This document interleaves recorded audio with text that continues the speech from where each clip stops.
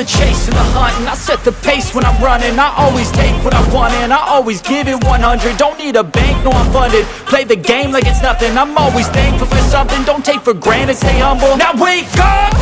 It's time to look at the enemy. Look in the mirror if he is no friend to me. It's not working out, maybe it's the chemistry. It's time to break up so I can make a better me. Better believe in your mind, cause it's everything. You can mold, shape, find almost anything. All it takes is some time and some clarity to find your identity. It's mind over everything.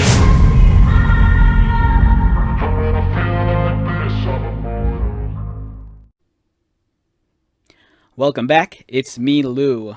I'm here for another action figure unboxing and review, and today will be a special video as we talk about Batman from the story Hush.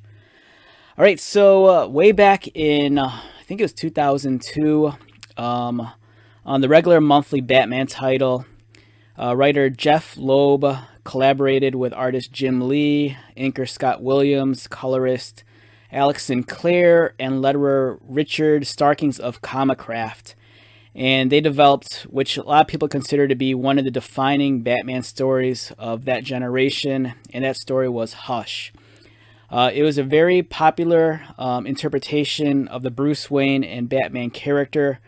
It presented a majority of the Bat family and most of Batman's rogue gallery. And for a lot of people, especially from people from, in my age group, that was kind of like the cat's meow when it came to like Batman stories. Previously, stuff like The Dark Knight Returns, Batman the Killing Joke, those were kind of like stories that kind of really defined Batman. But during those early 2000s, Hush really kind of defined the character, the look, and just like the overall tone of Batman in the years that followed. So, of course, Hush is the Batman version of Hush, or the Batman version from the Hush storyline has seen different interpretations over the years, especially in action figures. And today we're going to focus on the McFarlane version. Now, I'm going to apologize for two things in advance. First off, I apologize for not having the first release of the McFarlane Hush Batman on hand. I did review that previously. That figure was in a 2-pack that came with Hush also. That was released, I think, early last year. It included the black and gray costume of Batman. It came with Hush and also came with the Jason Todd grave marker. And it was a cool set. Hunt that video down in my back catalog of videos. I thought is a beautiful action figure. But one thing I pointed out in that video is that the color scheme of that Batman was not accurate to the comic book, whereas this one is. So if you're curious, check out that video. I think it's pretty cool. And also I'm going to apologize because even though I have this figure on hand, the original DC Direct Batman from the Hush series from back in 2004, I will not be unboxing this figure. This is actually my brother's copy of the action figure, and I will review this figure in the near future, so be on the lookout for that. Alright, so let's talk about Hush. Okay, so the Batman version of Hush, I think, is kind of like everyone's iconic version of Batman. It's like the perfect Batman costume. Batman is just in plain spandex. There's no high-tech tactical body gear of any sort. The utility belt is very utilitarian. There's no fancy bells and whistles. It's just a buckle and a bunch of pouches. The bat emblem is just straight across his chest. It's not ovalized, nothing fancy about it. Jim Lee opted to go for the shorter horns, much like Frank Miller. And it's just a very tried and true design. There's nothing fancy about this Batman. And for a lot of people, this is their go-to design. This figure was produced in 2004 by DC Direct, which later became DC Collectibles. I think this assortment saw 3 different waves. And the cool thing about this figure, the one thing I like about this figure line a lot, is that it really embodies Jim Lee's art style and just kind of takes the 2D form and transforms it into like a 3D, action figure that you could hold. So it's pretty cool because it looks, the figure looks like it actually like leapt off the pages of the comic book. All the proportions, the musculature, the expression on his face, everything about this screams Jim Lee. You know, from the way the chest is designed to the biceps, you know, the rest of his anatomy. If you're a comic book artist and if you've studied Jim Lee, you'll know what I'm talking about. This really feels like a Jim Lee inspired or designed action figure. And it's great. I'm very fond of this line. And years ago, 19 years ago, my brother paid $12 for this figure at Tower Records. You know, Tower Records, rest in peace. And all right, so we come to this. This is McFarlane's Toys interpretation of the Hush Batman character. And as you can see, it's a beautiful looking figure. When McFarlane announced this figure on social media, so many people were excited for it. Already, the Batman that came in the Hush 2-pack was a hit. And the fact that they were giving us this alternate colored costume, I think made people really giddy. The Batman's costume is always a toss-up. You know, people either really love the black and gray or the blue and gray. And for me, I don't know which way I lean, to be honest. I think it just depends on my mood that day. But for the most part, I think I might always just kind of like step over and say I like the black and gray a little bit more, just because I'm very fond of that color scheme. And also, it reminds me so much of the animated series Batman.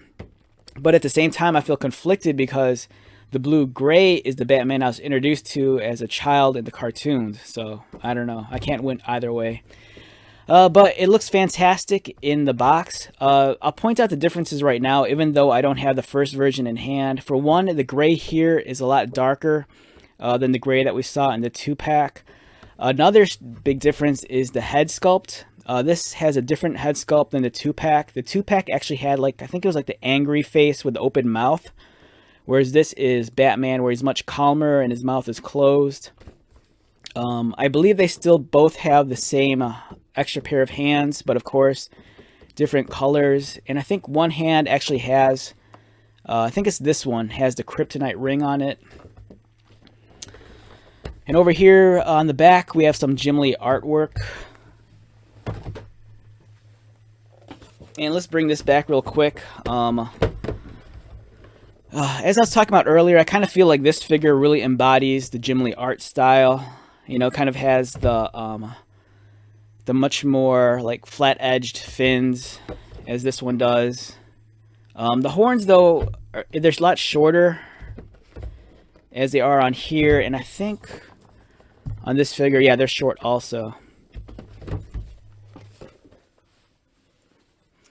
All right, let's take this guy out. So the way I kind of feel about this figure is that if you were a fan of the Hush story way back in the day, I think it's a safe bet that you'll be happy, you know, with either figure. But I think you'll be happier having both in hand. There's something about the blue and gray color scheme which I think is really appealing, but at the same time, I think the black and gray is visually more striking. I do think there is a way to reach a happy compromise that would make me happy in terms of like the perfect Hush Batman figure. This guy comes with a trading card and a display base. He comes with 2 batarangs, and I believe this hand here, you could kind of see it, has the kryptonite ring.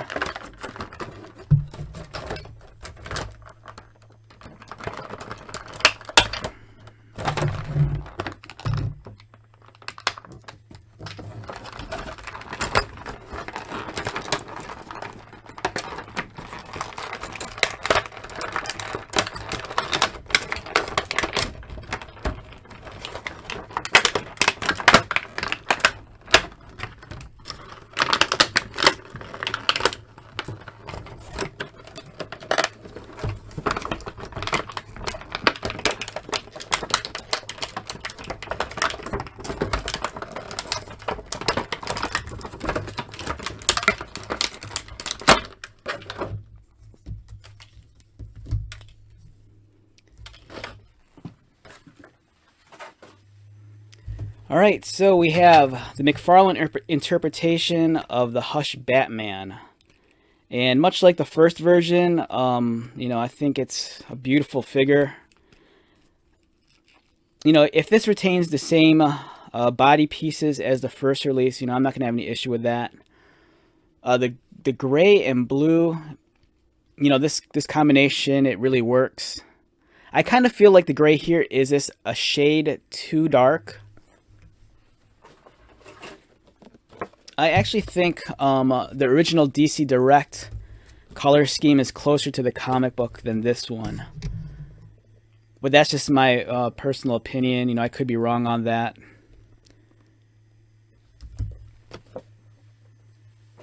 A minor nitpick that I have with this figure is that I kind of wish the bodysuit underneath the cape was colored blue. Just because where the cowl is, there's kind of a gap, and you can kind of see the gray between the cape and the cowl. It's not a deal breaker, but you know, for me, it'd be nice if they went that extra mile. This color, at least the lower neck area blue on the body.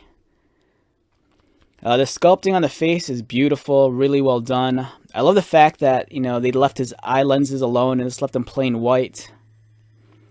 He has the broader nose, much like the original design, and the shorter horns.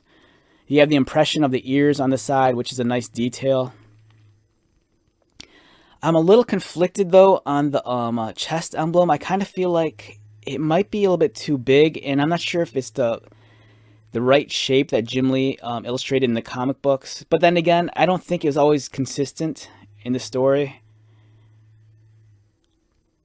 The one thing I do like about the original 2004 DC Direct figure is that the buckle is actually like a metallic gold, whereas the pouches are just plain yellow. But I don't mind this at all. This looks great also. I do love the subtle folds on his bodysuit. It really creates that impression that you're looking at, like, you know, a spandex costume. Much like the Jim Lee design, he has kind of like the pointed yet kind of flat fins on the gauntlets. One thing I pointed out with the first release too is that the gloves don't match. If you look at these gloves, the top of the gloves are kind of have that ribbed texture, whereas the gloves on here, they're just completely flat, just plain gloves. So it'd be nice if, you know, the gloves actually matched, but again, this isn't gonna, like, you know, kill it for me. I still think they look pretty cool. The cape is very dynamic. It's kind of flowing. It's a little bit too much for me. I've said this in multiple videos, and it's just, you know, personal preference. I do like it on figures when the cape is just kind of falls flat and, you know, it has less of a footprint. This one's a little bit wide, and although it does look very cool flowing around, you know, I just prefer my capes kind of like, you know, not really doing anything. But it does make for, you know, good action figure photography. And the cool thing with the cape also is that if you notice, extra care went into the paint application, so you kind of get this gradient where it's blue, and then as you come down into the crevices and towards the bottom, there's almost like this gradation to black, which is nice. It adds more realism, depth, and volume to it. The folds and wrinkles are pretty well done as well. Articulation, same as the first release. You know, nothing new in terms of this guy. You know, the articulation is much like other McFarlane action figures. Overall, it's a beautiful figure. I think the downside to this figure is that, as of this recording, it's kind of hard to find unless you pre-ordered it. And on the secondary market, be expected to pay at least twice as much for this figure right now.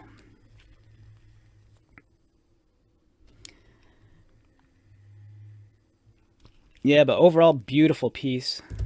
Let's get this guy posed a little.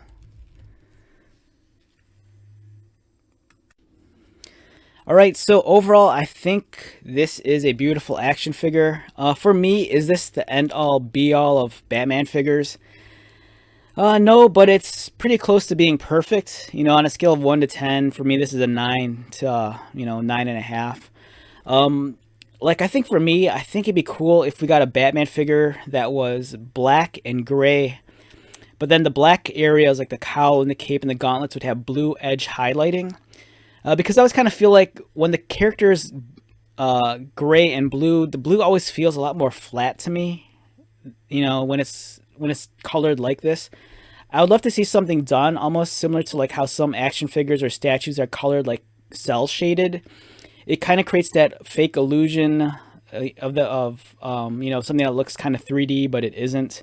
And in this case, I love for it to have like the black cowl, but then you just edge highlight it with blue, and then it kind of recreate the impression of like how like flat comic book artwork looks.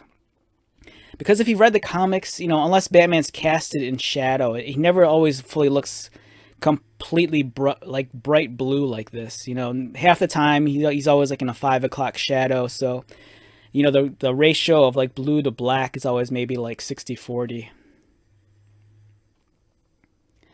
But overall, fantastic figure. If you've had the first release, I think you'll be just as happy with this one. If you don't have either of them, in all honesty, I'd probably opt for the 2-pack as opposed to this one. For me, I think the black and gray costume is a little bit more iconic. And unless you grew up reading the Hush storyline, I don't think you're going to be as sentimentally attached, to the black and gray versus the blue and the gray. All right, let's wrap this one up. Once again, my name is Lou. If you're new to my channel, welcome. If you are a returning viewer or subscriber, thank you so much for your continued support. I greatly appreciate it. So until the next video, be safe, take care of yourself, buy lots of toys, and most importantly, be happy. And I will see you at the next one. All right, later.